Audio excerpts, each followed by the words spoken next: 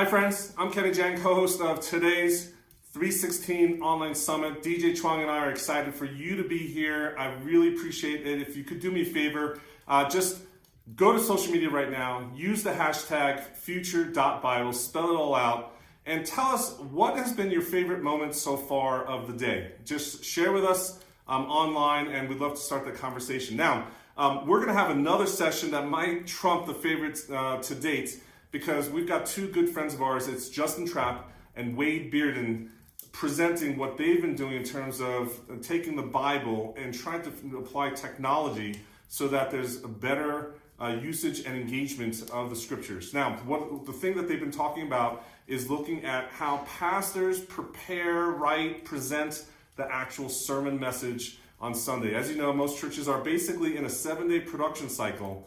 And the process that most pastors have been going through hasn't changed much over the years. And so Justin and Wade have taken technology, applied it to the process, and I'm excited for them to share with you what they've done in the end. So without further ado, let's get to Justin and Wade, and I'll catch you here after the talk. It was 6 a.m. on the morning of our Kickstarter campaign, and I couldn't escape the idea that if this didn't work, it would all be over before it began. The Kickstarter campaign was for Sermonary, our new cloud-based sermon writing platform. I was double-checking all of the details on the reward page to make sure it looked perfect because we had a lot riding on this campaign. You could say we had everything riding on this Kickstarter announcement. You see, we'd spent about a third of our budget, our entire startup budget, on our explainer video for Sermonary. And if it didn't connect, we were in some serious trouble. If pastors didn't respond to our Kickstarter offer, we were probably going to fail.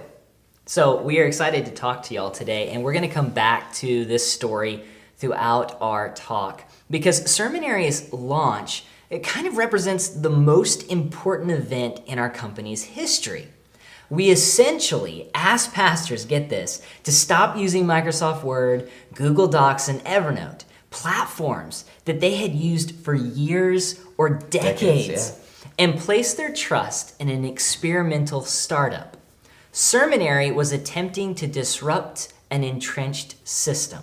And maybe that's what you are doing today. You see, the printing press, it changed the way the Bible was read. Podcasting changed the way we listen to sermons, and phone apps have changed the way we engage the Bible directly. It very well may be that a new innovation to further spread the gospel is just around the corner, if we can see it. So the question remains, how do you launch something new when everyone has been doing it one way for decades? And maybe you're asking that question today. And that brings us to our first point. You've got to look for new opportunities in established landscapes. So 4 years ago, Wade and I sat at a barbecue restaurant. And not just any barbecue restaurant, a Texas barbecue joint for all of you that have visited the Promised Land. At the time, we were both bivocational pastors, and we were talking through the pains of preaching all the time. If you've prepared a sermon before, you know it's an arduous journey. The average pastor spends more time preparing their sermons each week than they do eating their meals. It's about 10 and a half hours every single week. And to that point, they're having to write, prepare, and present a message on average over 40 times per year. Can you imagine managing all of your current work, your family responsibilities, your job responsibilities, and on top of that, write, prepare, and present the equivalent of a college term paper over 40 times in a given year? It's no wonder 50% of pastors said that preparing a sermon adds stress to their life. As we sat there talking through some of these points and these pains, we wondered, is there another way? Not just a better way, but a revolutionary new way in which we approach sermon construction. It's no surprise, 94% of pastors use Microsoft Word, Google Docs, Evernote. And yes, 6% still write their messages out by hand every week.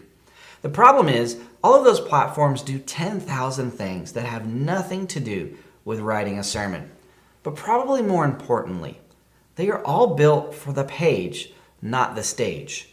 We developed Sermonary to be an entirely new way of writing a sermon, but we also put a heavy consideration on the presentation of the message in addition to the writing of the sermon. Sermonary was created not just for the page, but for the stage as well. Some of the most successful new companies today are using technology to create new, simple opportunities in old industries. I love this quote from Tom Goodwin at TechCrunch.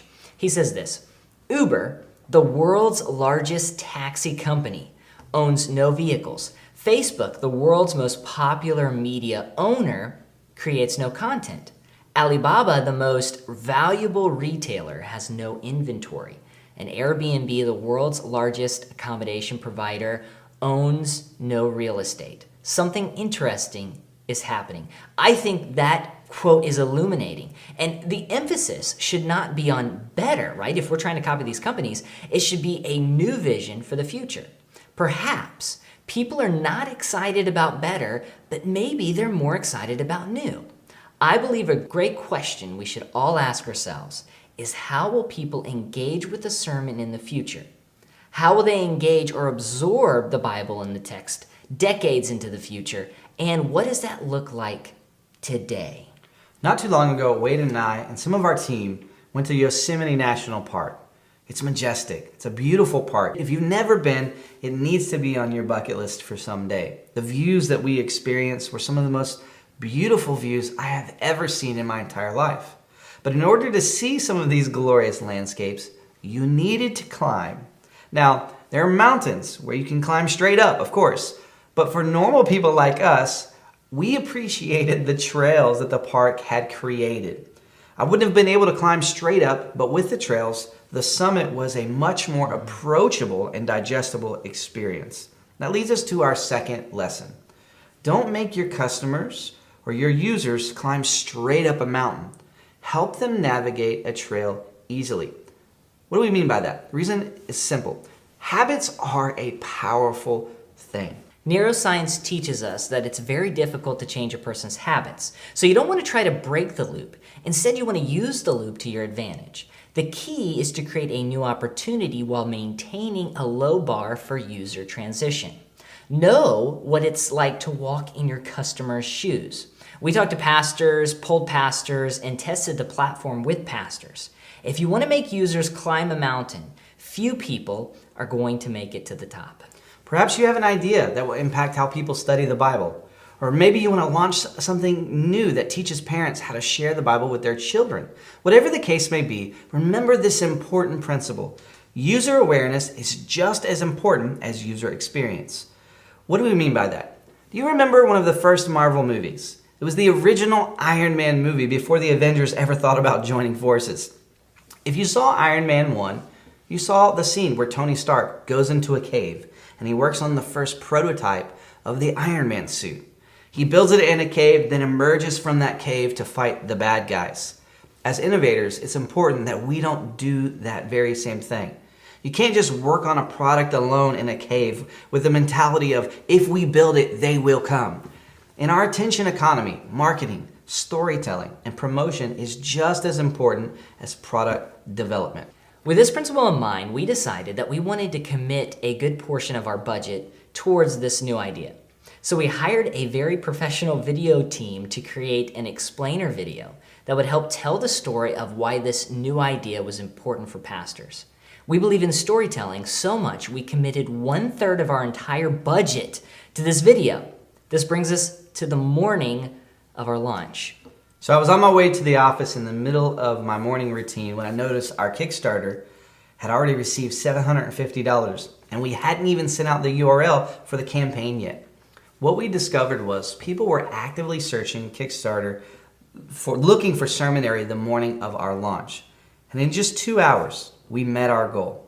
It was an exhilarating experience to say the least. So to date, 70,000 sermons have been written using Sermonary. And disrupting entrenched systems with new technology, it's been difficult. But we firmly believe that God can use new technology to change the way people engage with the Bible and ultimately further spread the gospel. Thanks. Thanks. So, what'd you think about that? I think it's pretty interesting and pretty encouraging that in this day and age, as an individual or even as a team like Wade and Justin has done, is to look at the landscape around us today and see opportunities, challenges, problems, and see what we can do about them, right? It's the bias for action that we're celebrating here across all the innovators that are being presented today. Now, the 316 Online Summit is presented by the American Bible Society, and I don't know if you know, but basically the American Bible Society has invested in the internet for the sake of Bible engagement, because what they've done is they've actually launched an internet registry so that you and I, in any organization or any individual, can now register a domain name that ends in .bible. I'd love for you to learn more about the initiative and the options that might be available for you and your organization. Available at the website, www.get.bible. Again, it's www.get.bible. We're going to get prepared for another speaker in just a moment, but I'd love for you to sit back, hop onto social, and let us know what you think about today's speakers, either the one you just saw or even things that you might be anticipating for the rest of the roster of the speakers today. Hop on the social, use the hashtag Future.Bible, spell it out, Future, D-O-T, Bible, and we'd love to have the conversation. I'll catch you in a couple minutes.